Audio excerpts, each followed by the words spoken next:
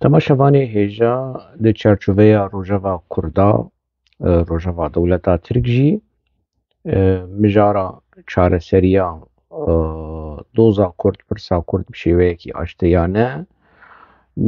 di vê çerçeveyê de gelek civîn hin li dar ketin û hîn jî li dar dikevin. Hinek veşartî bi dizî man bi dizî, hinek jî veşartî û bi dizî eşkere bûn. Gelek cara di vê programê de me behsa hevdîtinên dewleta Tirk û PKK li Ewropa mikir. Xem nake vê carê jî em ê behsa civînekî nêzik bikin ku yanî zêde zêde berî 10 roja li vir li Belçîka li dar ket li otêla Radisson Blu li Brukselê. Şandeyekî dewleta Tirk, şandeyekî PKK beşekî baş ji rêvebirên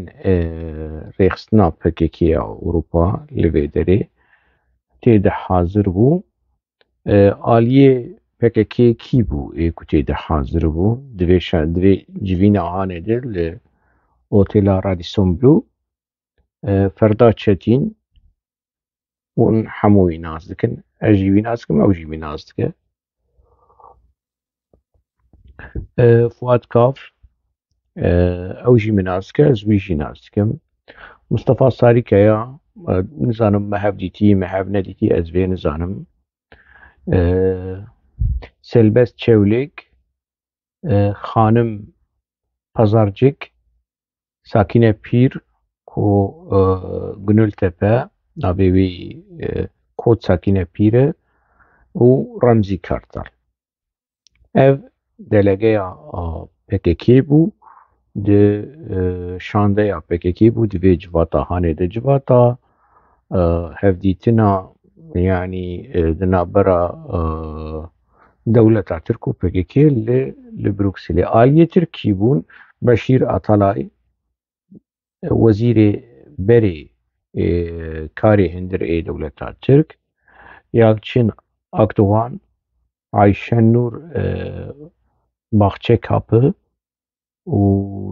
Derya Kent.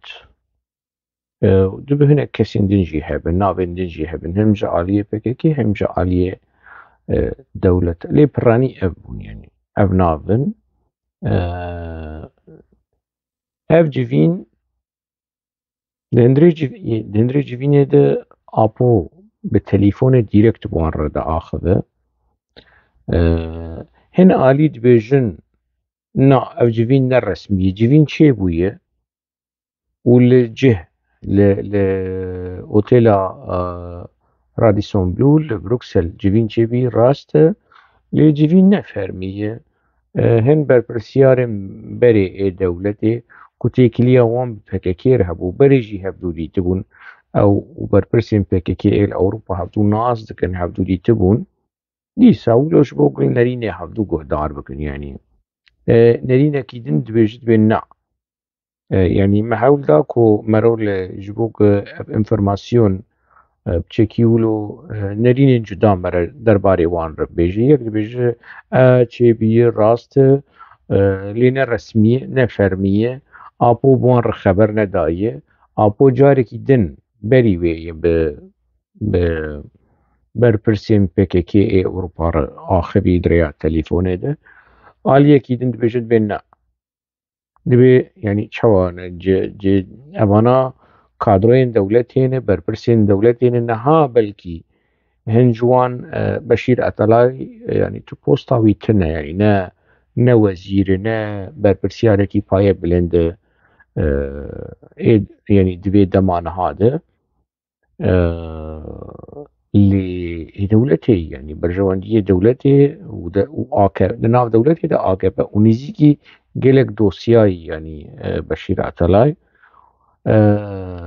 û hevpeyvîn çêbûyî yanî apo li wan geriyaye. Dema apo biaxive di civatekî wilo de di şande rûniştîne apo çi xwestiye? Apo helbet ne bi Beşîr Atalayî yanî muxatabê apo ne Beşîr Atalayî, muxatabê apo grûpa PKK berpirsên PKK ê Ewropa. افيكو منافي وان قوتي ابو بوان دا آخذه چه دبيجي لغوري آگاهیه کو گهاشتنمه دبيجي قنديل لما قهدارناك ونجي بدفكي وندبيجن ام بسروقاتيرن ونابي بيشي درد كفه زبير عيدار ولو خبا عند كل سر كرسي ودبيجي آبود باشقان وندرلك چي بيجي ام بيرن بدفكي ومرن بدفكي لدلي ومجيه وبقنديل ري بجميل بايك ري يعني اجور نافروكا آخافتنا آبو سروكي نووي بفيج فاتهان يعني يعني تليفوني دنك حمود بي قهدار دكن دبيجي يعني مكدكي اف سورجا هاني اف بروجيا هاني مكدكي مزن خرج كريه وقنديل لدجي فيك مثلا هاني وبالتايبت جميل بايك تثبيت كدبي بالتايبت جميل بايك لدجي في بروجيا چاره سريه ون بدفكيد بيجن ون بمرنه اللي ون يعني هالوسطا جميل بايك وهالوسطا قنديلية بروجيا كو من ودولتي ومن حكومتي مال سر لهف كريه يعني تشتي هري باش وتشتي هري ممكن مرة بيك بينا مرة يعني جورو زيادتر مرة نكار ايه تشتي معقول يعني ابوت خوازوان اقناع بك بمسألة هاني يعني تشتي هري زيادة كمرة كار بدست بخ بهندري دولة تركي ده اف چاره سريع قوي ودولة ترك لهف كريه مكدكي برمزن دوی مسألة هاني ده خرج كريه وگرك ون هالوسط خود ديار بكن وام دكارن اپو جوار دوی ام دكارن ريخسنا بكيا اوروبا و مدني سيفيل و يعني ولو تينا عسكرن وريخسنا بكيا هندر دم پارتی و چقلماز پارتی و اوانا هر دو آلیم باسکه سیویل آپو مخاطب دگر و خوازوان قزنج بکه وانج جمیل بایک و جه قندیل دور بخه جه حلوستا جمیل بایک دور بخه بوی شوازی آخافتن بوی رنگی چه دبه برسفا شانده قندیل جه آب برد شبو شانده قندیل جید بيجي يعني ولو امي نارينا تب امي بيجينن قنديله ونش نارينا بيجينن قنديله ما ميرك بقنديله راخفيه و ودزانو جوار الشروفه دك بيجي فاي يعني روش ولويه حلوستي شو هذا قازه بيجي مي بقنديله باخذن ندم اكينيزيك دمي برسبدنته لغوري اب اغري ونافروكا اخافتنا آبو وبرسبا بي شانده يعني وكي انفرماسيون واف آگاهي واف انفرماسيون يعني جهن بأولى جهن باوري جهاشتنا ما هن اخافتن هنه لنافا ريفيبريا اوروبا ده آپککی كو هنا كس نيزيكي چاره سريا آپونو دخوازن يعني وك آپو دفكرن ليد بيجن ام نكارن بفن خودي هلوستا كي بيفيلنجي وكي هلوستا آپو وام لبي آپو بمشن جميل بايك سبا داخويانية كي درخين بلافوك كي درخين بيوانا پروفاكاسيونا چه دكن خاينن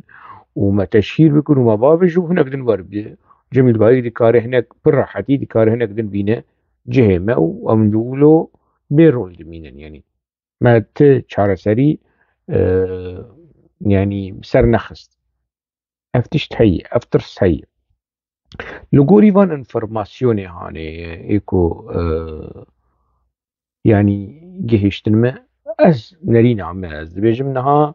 دو بروجه هاني يعني بروجه خابو سروكي نووي ودولة ترك وبروجه جمو جميل بايك از ناس كم نها جميل بايك تماشا ديك وكيف وي برتي يعني دلي ويش كيف دماكو از رخنا لأبو دكم والبروجي أبو دكم ناي معنيكو از جميل بايك تعجبيني يعني شكيولو تنين لي جميل بايك نكاره از فيت زانم نكاره بيجا أبو خلاص بو اعتراف چي بو خاين بو تصفية چي بو دخوازه ما تسليم بك بو دخوازه وی قهرمانیە هانێ لە جەم دەولەتا ترک لەسەر پشتامە لەسەر پشتا پەکەکێ لەسەر ناوێ خۆ قەید بکە و ئێمە محەموود ناو نگادە هەرن چوب سەرێمە بێ یعنی نەخەما پۆزەی ئاپۆیی یعنی نەخەما گوهی ویە نەم نابێژن دەڤەرنێدن جەمیل جمۆ پرۆژەیا وی هەیە و خاپۆژی پرۆژەیا وی هەیە نەها پەکەکە بیە وەکی معرەکی بدە سەری سەرێکی ئاپۆیە سەرێکی جەمیلە و گەلێ کورد مخابن یعنی ji herdû معرە ji herdû seriya aynî معرە lê ji herdû seriya diêşe projeya xabû me nas kirî yani kêm zêde di gelek programa de di gelek vîdyoa de çareseriya demokratîk û paradîgmeya apû û tirkleşmeya apû û ev tiştên hanê îdî eşkere bûn berî vê yani vê pêvajoya hanê di pirtûkên apû de daxuyaniyê apû de di kêlîka apû li ser dema ku ji Kînyayê wî dianîn Tirkiyeyê de dema çavê xwe vedikî û dibêjî diya min Tirk û dixwazim xizmeta dewleta Tirk bikim û derfet bidin û rê vekin û ji wê çavê û heta roja îro behsa vê dikin derfet rewşê amadekin ev 24 salî wî banga ji dewleta Tirk re dişînin va dewleta Tirk ew ê rê veke projeya apû me nas kir yani rewşa apû niha alîgirê mîsaqê millî ye li dijî netewe dewlet a Kurd lê dixwazin netewe dewlet a Tirk fire bike dibin navên hin navên wilo xapandin Komara Demokratîk û Cumhuriya Demokratîk û tiştên vîrengî yani dûr nebînin çawa ku apû sirî Sûreya Under kirbû serokê xwe yê fexrî çawa apû bi rêz û hurmet û nêzîkî Yalçîn Kiçik û Doğu Perîçek bû dûr nebînin ku apû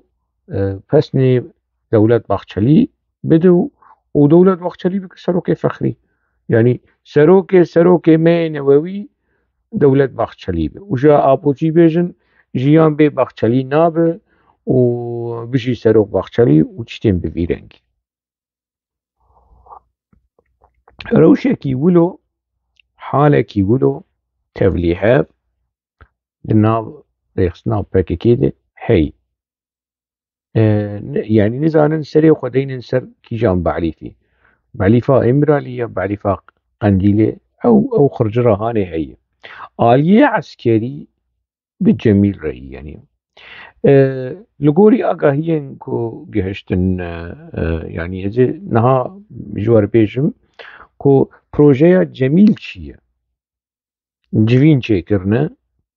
Cemîl Bayik û rêveberê PKK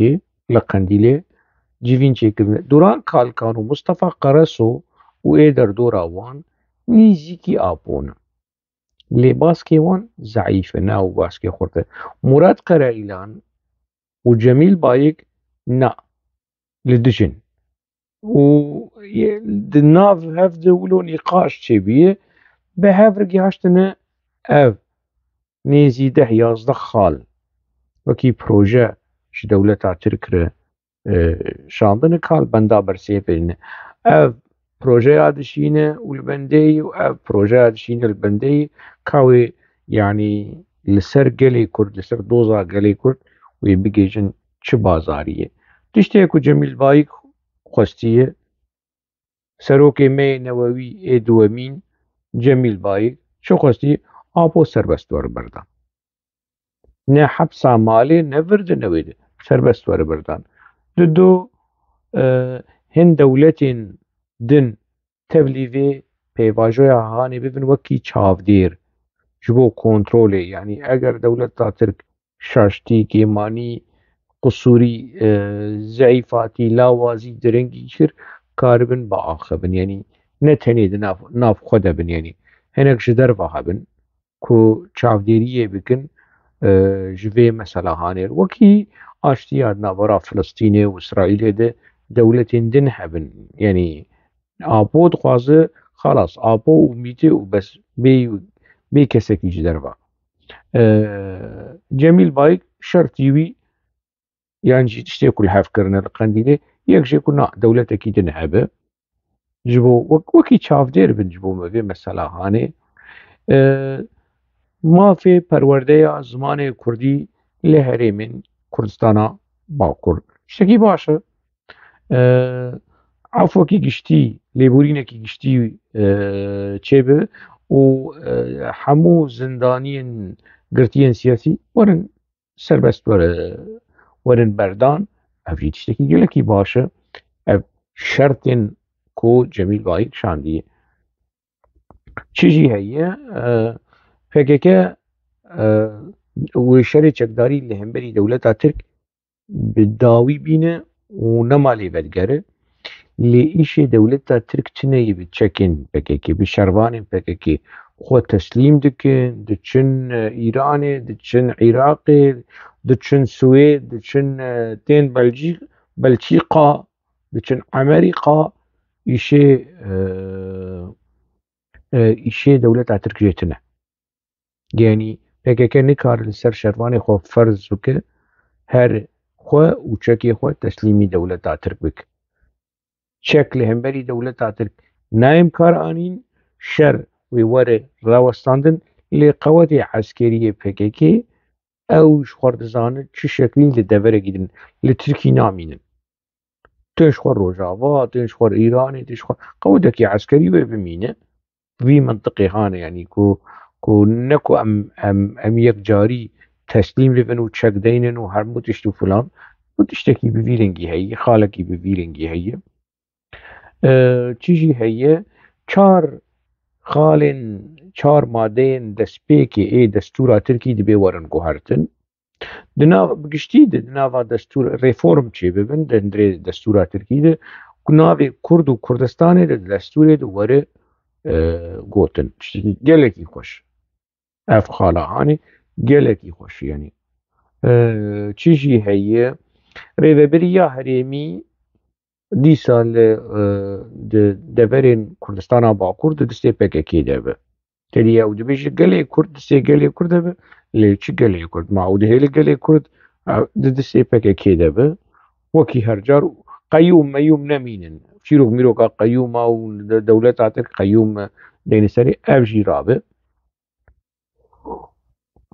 Xalekî din jî gelekî xweş heye li gorî tiştê ku gihaştî me ji we re parve dikim hêzên dewleta Tirk ji Efrînê derkevin. Ji Efrînê û serêkaniyê ev beşên Rojava. Ev xala hanê